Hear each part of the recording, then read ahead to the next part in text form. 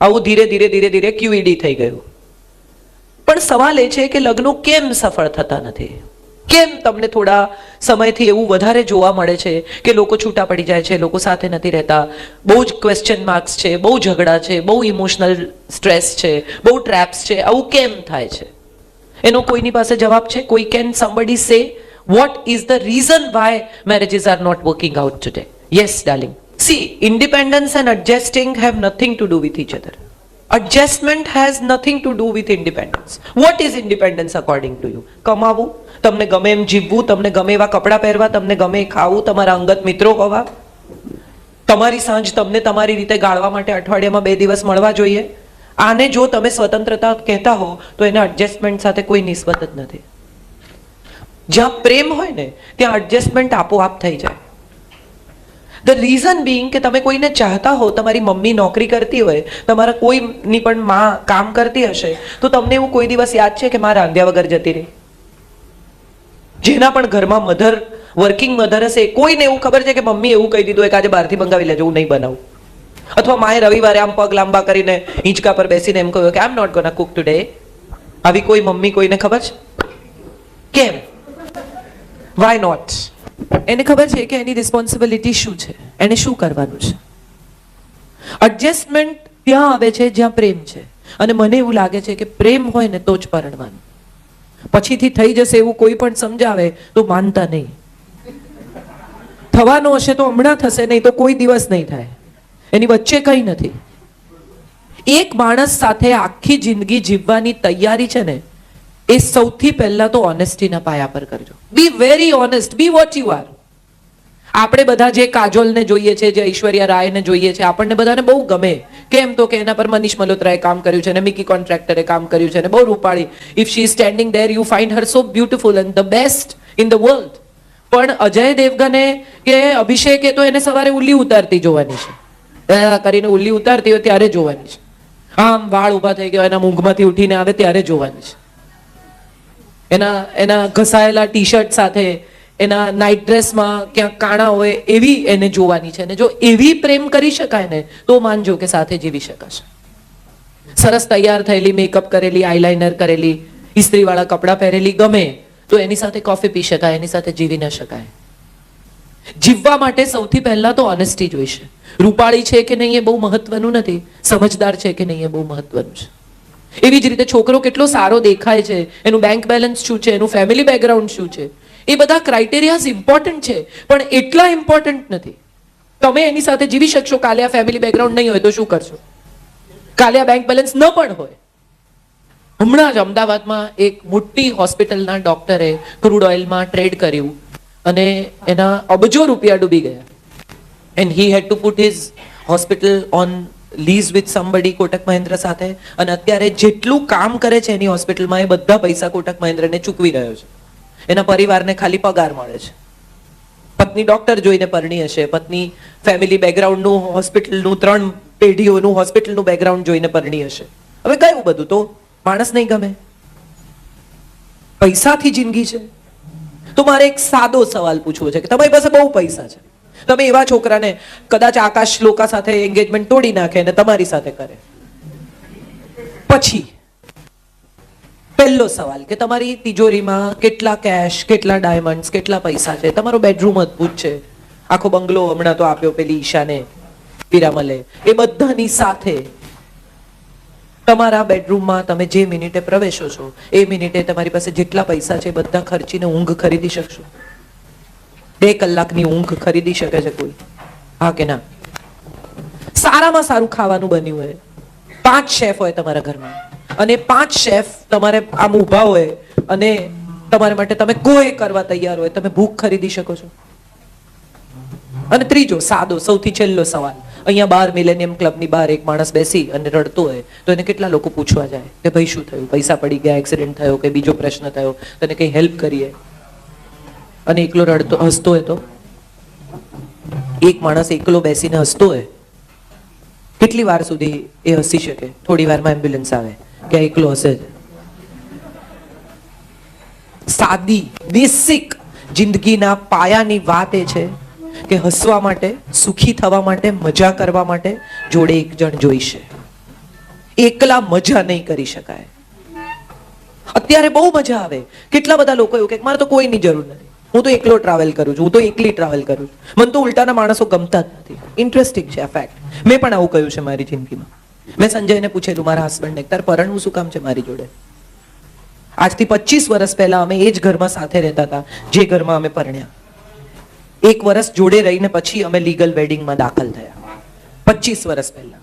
અને ત્યારે મેં એને પૂછેલું કે કેમ પરણવું છે, અને ત્યારે એણે મને બહુ સરસ જવાબ આપેલો. હું એવું માનું છું કે આ જવાબ દરેક માણસ માટે સાચો છે. એણે મને એવું કહેલું કે હું સવારે આંખ ખોલું ને ત્યારે મને તને બાજુમાં જોવી છે આખી જિંદગી. આ બહુ બહુ સરસ જવાબ છે જિંદગીનો. આજે નહીં, આવનારા 25, 30, 35, 40 વર્ષ સુધી એક માણસ તમારી બાજુમાં સૂતો છે અને સૂતી છે, અને તમારે આંખ ખુલે ત્યારે કોઈક તો છે કે જે તમારી રાહ જોઈ રહ્યું છે. ઘર અંદરથી કોઈ ખોલે છે, તમારે કાયમ ચાવીથી બહારથી નથી ખોલવાનું. Companionship is what marriage is all about. I don't think it's a project. I don't think it's something that is taught to you all these years. છોકરી જો સમજ શું કરે. તમને એક છોકરી એમ કહે કે હું તો નોનવેજ નથી ખાતી, અને તમને જિંદગીના 10 વર્ષ સુધી ખબર ના પડે કે એ એની બેનપણીઓ સાથે બહાર જઈને નોનવેજ ખાઈ આવે છે. પણ એ 10 વર્ષ દરમિયાન તમારી ને એની રિલેશનશિપ એટલી અદ્ભુત છે. You have been the best of the friends. You have loved each other. You have lived with each other so happily. She has taken care of your family. So do you think this one thing that she has not told you will create a problem in life? એને ઘરમાં કોઈ દિવસ લાવીને નથી ખાધું, એને બહાર કોઈની સાથે ખાધું છે, એને ભાવે છે, એ ખાય છે, એને તમને નથી કીધું. કેટલા લોકોને લાગે છે કે એનાથી પ્રોબ્લેમ થાય?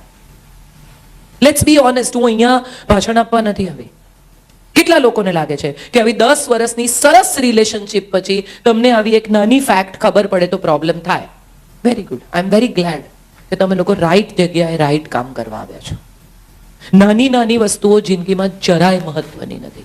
આપણા બધાનો પ્રોબ્લેમ એ છે કે આપણે એટલી નાની વસ્તુને એટલી મોટી કરીએ છીએ કે સમય જતાં આપણને ખબર જ નથી પડતી કે પ્રેમની આગળ એ નાની વસ્તુ એટલી મોટી થઈ ગઈ. તમે 10 પૈસાનો, હવે તો 10 પૈસા નથી મળતા, 1 રૂપિયાનો સિક્કો આમ સૂરજની પાસે રાખો ને આમ, તો તમને સૂરજ દેખાય. પણ એને તમે આંખની પાસે લઈ આવો ને તો સૂરજને પણ ઢાંકી શકે. એને તમારે ક્યાંથી જોવી છે એ બહુ અગત્યની વાત છે. હું એવું માનું છું, હું બહુ ઇન્ડિપેન્ડન્ટ છું. મેં કોઈને ઘરમાં ક્યારેય પૂછ્યું નથી. ધીસ ઇઝ ફોર યુ કે હું જાઉં, હું મારા ઘરમાં અનાઉન્સમેન્ટ કરું છું કે હું શનિવારે ભુજ છું, રવિવારે મુંબઈ છું, સોમવારે અહીંયા છું, મંગળવારે અહીંયા છું, બુધવારે ઘેર આવીશ. અને આ હું માનું છું છેલ્લા 10 વર્ષથી મારા ઘરનું રૂટીન છે. પણ હું જ્યાં હોઉં ત્યાંથી મારા ઘરનું મેનુ હું સેટ કરું છું કે આજે શું બનશે. ઘરમાં શું નથી એ મને હું જ્યાં હોઉં ત્યાંથી ખબર હોય છે. ઇન્ડિપેન્ડન્સને એડજસ્ટમેન્ટ સાથે કોઈ નિસ્બત નથી. એડજસ્ટમેન્ટને રિસ્પોન્સિબિલિટી સાથે નિસ્બત છે. અને બે લોકો જ્યારે સાથે જીવવાનું નક્કી કરે ને ત્યારે બંનેની એકબીજા સાથે રિસ્પોન્સિબિલિટી છે. હમણાં થોડા દિવસ પહેલા હું હૈદરાબાદથી આવતી હતી અને એક couple, young couple with a little child and a very little child, એવા 2 જણા, એક ટોડલર ને એક એકદમ ટાઇની બેબી, એ લોકો ચઢ્યા. અને પતિ પત્ની એરપોર્ટ પર સાથે હતા અને પછી પત્ની પાછળ જઈને નાનું બેબી લઈને સૂઈ ગઈ અને પતિએ અહીંયા આગળ ફર્સ્ટ રોમાં, સેકન્ડ રોમાં 2.5 કલાક સુધી બચ્ચાને એન્ટરટેન કર્યું. એને કોઈ રીતે પાછળ જવા ના દે. પેલું આમ પાછળ જુએ એટલે એને વળી કંઈક બીજી વાતમાં પાડે. 2.5 કલાક પેલી એની વાઈફ ઊંઘી ને એ લોકો નીચે ઉતરતા હતા. ત્યારે મેં પેલા ભાઈને કહ્યું, મેં કીધું you are a wonderful father, I must tell you. એટલે એને કહ્યું કે wonderful mother hasn't slept for 3 days. આપણને ખબર નથી, આપણને એવું લાગે કે એને 2.5 કલાક રાખ્યું છોકરું, પણ પેલી સ્ત્રી છેલ્લા 3 દિવસથી રાત દિવસ નથી સૂતી. So there is a little responsibility કે ચાલ ફ્લાઇટમાં તું સૂઈ જા. અને એટલું કરવામાં તમે ક્યાંય ઘસાઈ નથી જતા. 2 લોકો જ્યારે સાથે, તમે સાદા તમારા રૂમમેટ સાથે હોસ્ટેલમાં રહ્યા હશો, તમે કેટલા એડજસ્ટમેન્ટ કરો છો?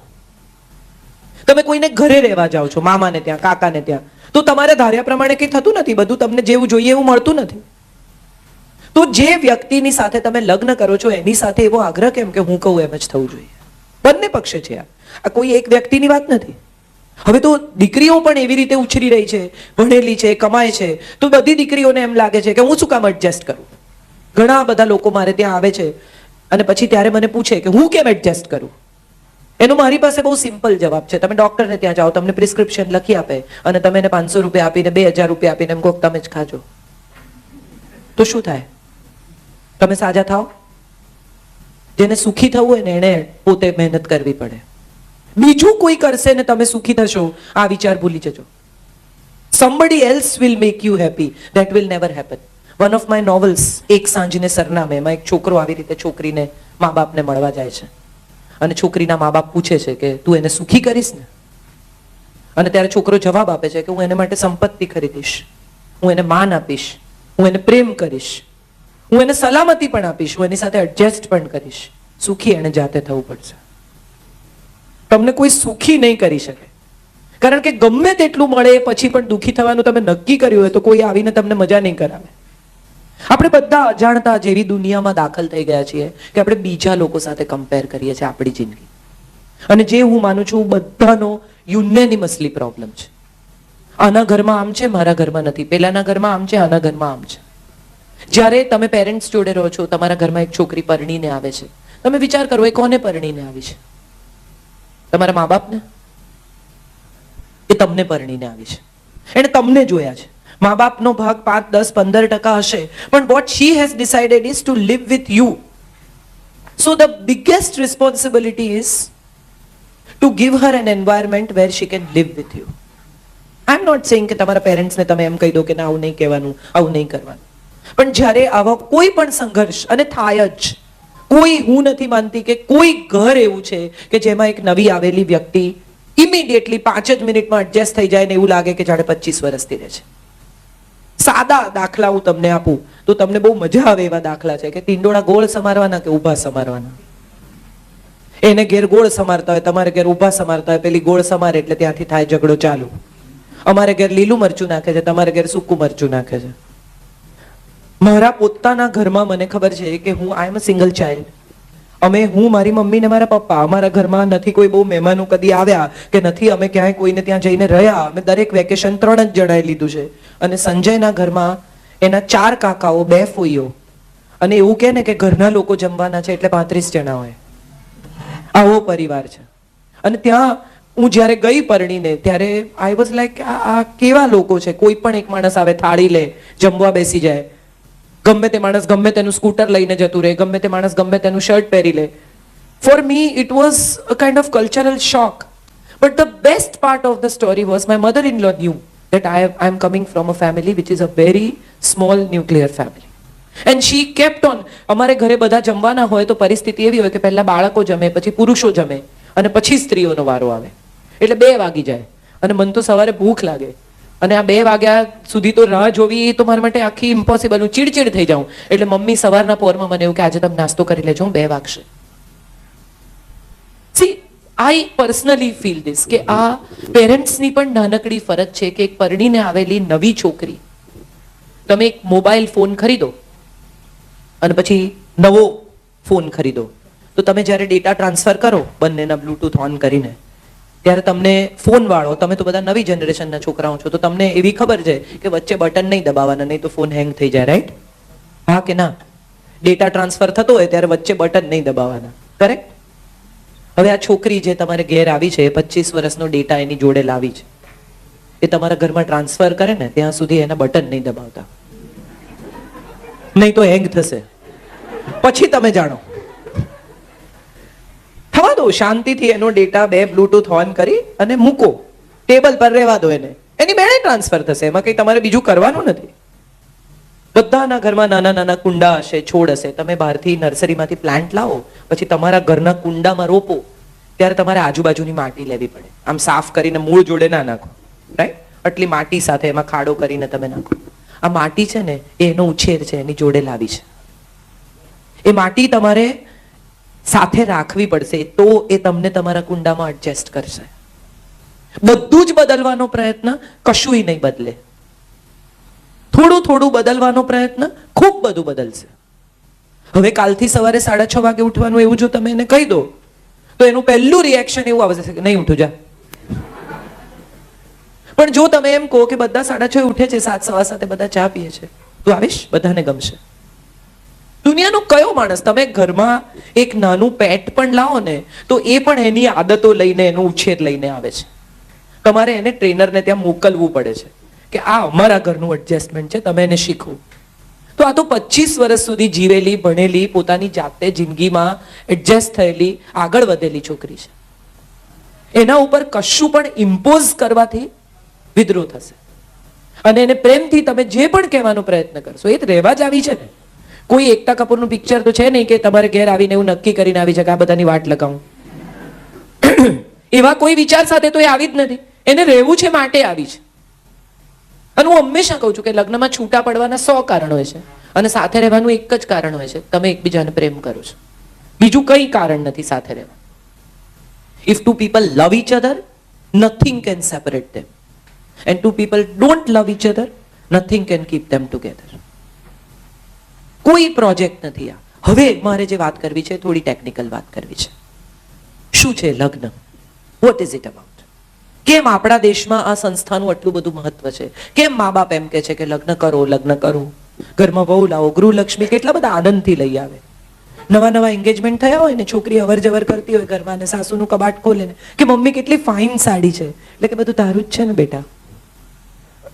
અને પછી લગ્ન થઈ જાય, 1-2 વર્ષ થાય ને કે મમ્મી સાડી પેલી મને બહુ ગમે છે મારે પહેર. ના ભાઈ તું બહુ નીચી પહેરે છે.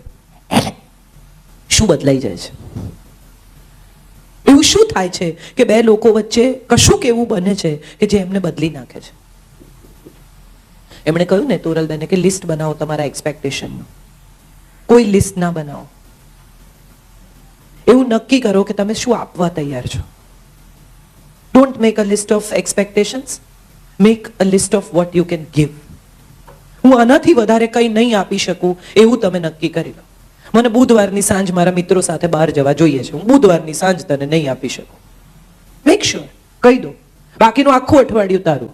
પ્રશ્ન શું થાય છે? બુધવારની સાંજ મિત્રો સાથે, ગુરુવારની સાંજે ઓફિસમાં મોડું થઈ ગયું, શુક્રવારની સાંજે ક્લાયન્ટ આવી ગયા, શનિવારની સાંજે તો હવે કોઈકને ત્યાં લગ્ન છે, સોમવારની સાંજે ફલાણું થયું, મંગળવારે આમ થયું.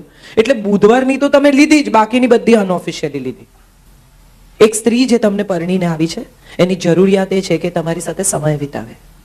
અને જગતના કોઈ પણ 2 જણા જો એકબીજા સાથે સમય નથી વિતાવી શકતા તો એમને સાથે રહેવાનું ગમતું નથી. Spend time together, talk to each other. Phone કેટલો બધો, ગઈકાલે જ હું બોલીને આવી છું કે મોબાઈલે આપણી જિંદગી કેવી કરી નાખી છે. 2 જણા હનીમૂન પર જતા હોય, હમણાં જ થોડા દિવસ પહેલાની જ વાત છે, દિલ્હી એરપોર્ટ પર હાથમાં ચૂડો પહેરેલો હનીમૂન પર જતા હતા અને મારી બાજુમાં બેઠેલા 2 જણા બંને પોતાના ફોનમાં વ્યસ્ત હતા. They were both busy with their own phone. હજી તો હનીમૂન પર જાય છે ને હવે તો આખા બધા એક આખી નવી ટ્રેન્ડ ચાલુ થયો છે કે 3 કપલ હનીમૂન પર જોડે જાય. કેમ? તો કે પછી કંટાળો આવે. તમને હમણાંથી કંટાળો આવે છે તો તમારે સાથે તો પછી બીજું રહેવાનું તો કોઈ કારણ જ નથી. સમય સાથે વિતાવવો એ પહેલી શરત છે. Spend time together.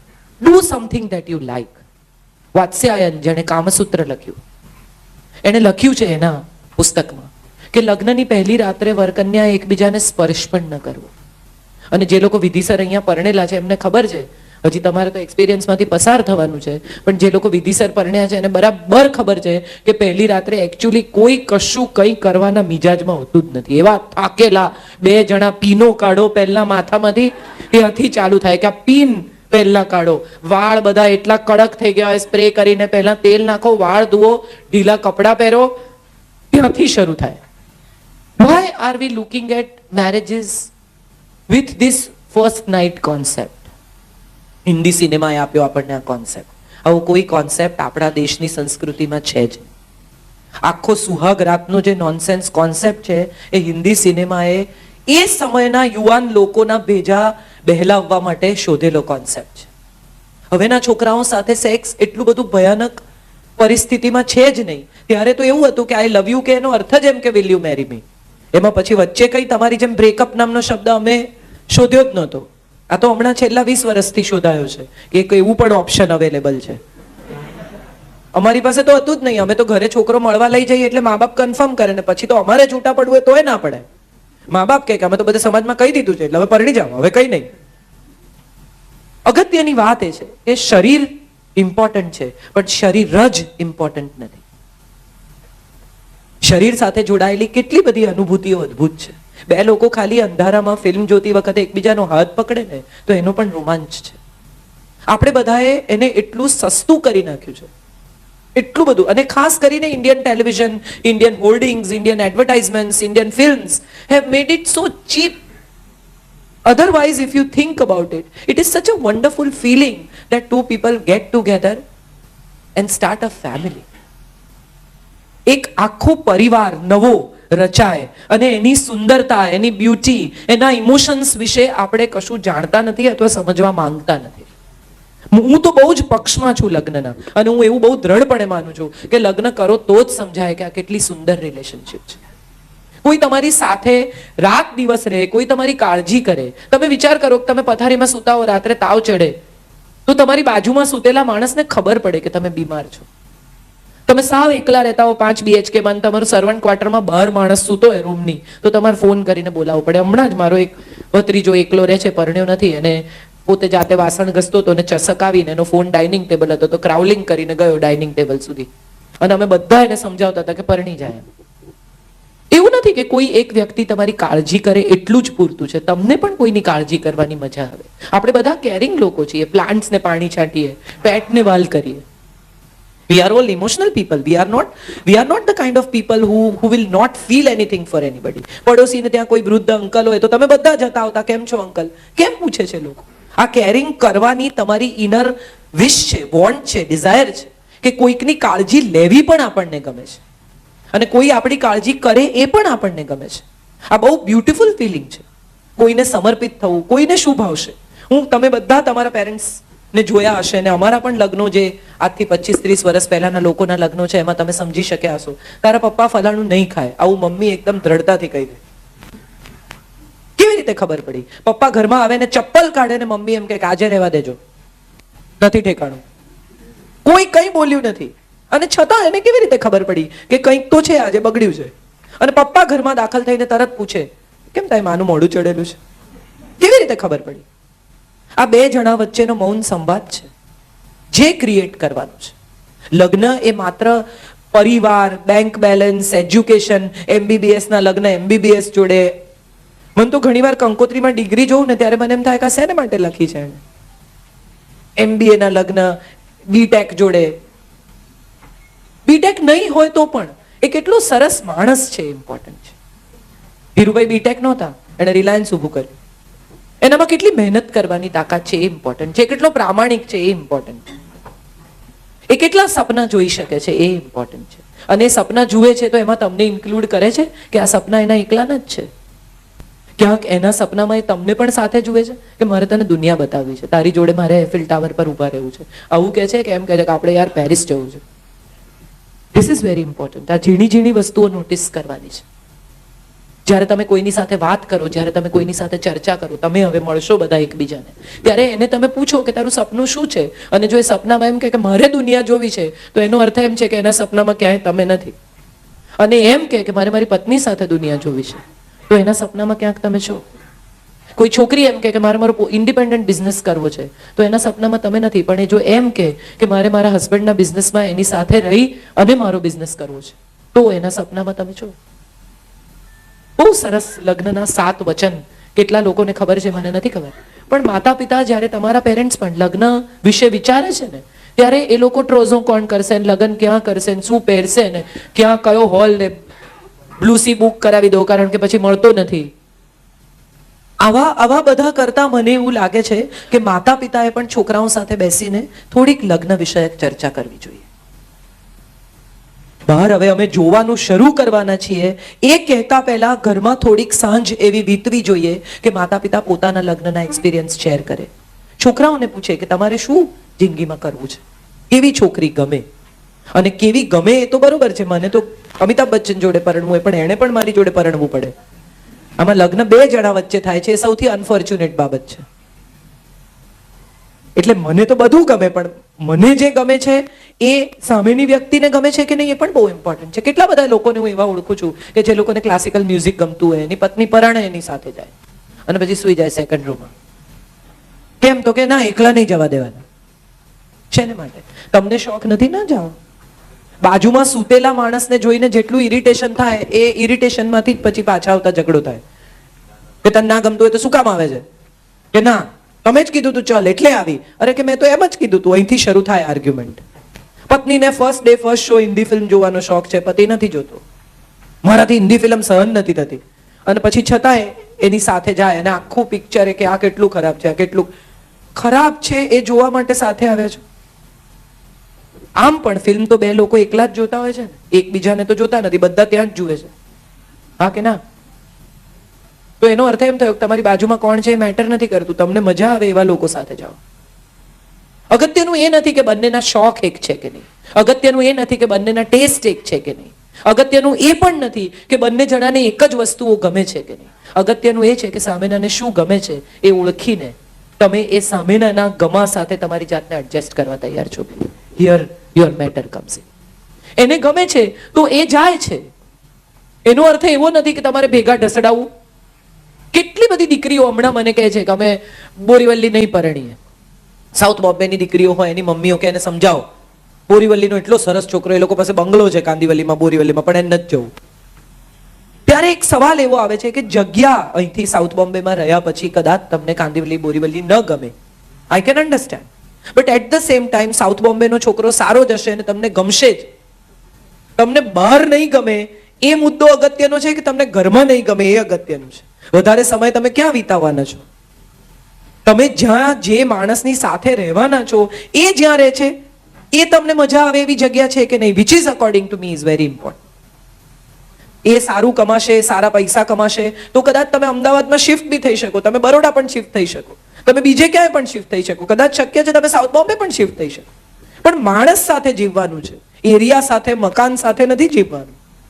આ બહુ મહત્વની વાત છે, જે આપણે બધા ક્યાંક કશેક મટીરિયાલિસ્ટિક ફેસિલિટીઝ સાથે જિંદગીને જોડતા થઈ ગયા છે. આપણે બધાને લાગે છે કે ફેસિલિટી નહીં હોય તો નહીં જીવી શકાય. હું એવું સમજી છું કે ગમે તેટલી ફેસિલિટી વચ્ચે પણ જો માણસ નહીં ગમતો હોય તો નહીં જીવી શકાય. સૌથી અગત્યનું એ છે કે બે લોકો એકબીજા સાથે સુખી હોય. ક્યાં સુખી છે, કેમ સુખી છે એ બહુ મહત્વનું નથી. હમણાં તારાચંદ બડજાત્યાના દીકરાનો ઇન્ટરવ્યુ હતો, સુરત બડજાત્યાનો, મને ખબર નથી કેટલા લોકોએ જોયો. એણે ઇન્ટરવ્યુમાં એને પૂછ્યું કે તું આ બધી ફેમિલી ફિલ્મો બનાવે છે, ફેમિલી રમે છે દરેક પિક્ચરમાં, તો સવાલ એ છે કે તું આ જે ફિલ્મો બનાવે છે એ ફિલ્મો વિશે તારે શું કહેવું છે? તને એવું ખરેખર લાગે છે કે બધા પરિવારો આટલા સુખી હોય છે, બધા પરિવારોમાં આવા જ પ્રકારની હેપી ગો લકી સિચ્યુએશન્સ હોય છે?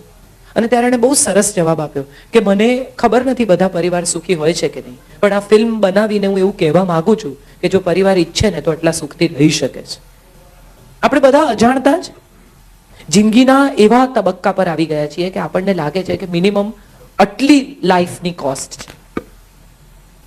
ડિઝાઇનર્સ, ડાયમંડ્સ, ડેસ્ટિનેશન્સ, આ બધી મજાની વાત છે.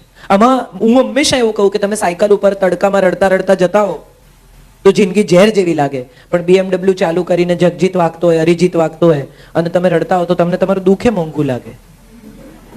દિલ તૂટે તો એસીમાં બેસીને રડવું, એવું નહીં કહી કે તડકામાં રડવું.